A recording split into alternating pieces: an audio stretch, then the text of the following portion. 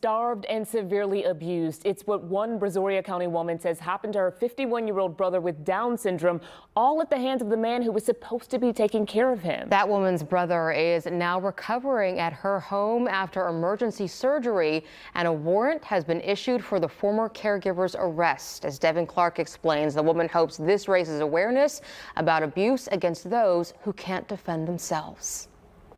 Ready?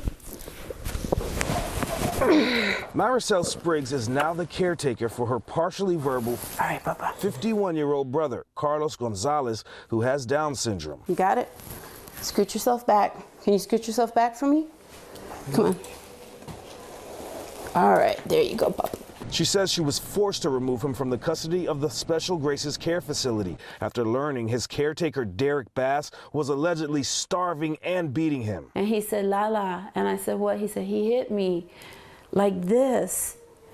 He hit me like this. And he kept touching his stomach. Spriggs believes the abuse began back when Bass started working for the company at the end of last August and didn't end until right before her brother was rushed to the hospital on May 3rd because he became lethargic. At first he was like, he didn't want to tell me, and I said, it's not going to happen again.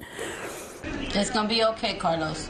His spine had been broken at T12, T11, and L2, 4 ribs, and his face was just all on one side. And he had a stroke. And he had a stroke. Spriggs says she pressured Special Graces to investigate, and surveillance footage revealed the unthinkable. He's beating his face into the table, yelling at him, then beating his head into the back of the wood table, picking him up and slamming him down. In addition to anger and frustration, Spriggs says she's more so baffled as to why. It's no different than somebody that abuses and attacks a baby.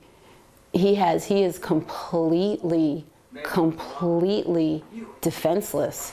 Spriggs says her brother won't be staying here anymore, but the good news is she does believe he will recover just at her house. Now, she's been forced to take time off of work to help with his recovery, so there's a GoFundMe set up right now to help with mounting medical expenses, and we'll have that on our website, click2houston.com. As for Bass, we understand there's a warrant out for his arrest for abuse against the elderly, and Adult Protective Services is also investigating.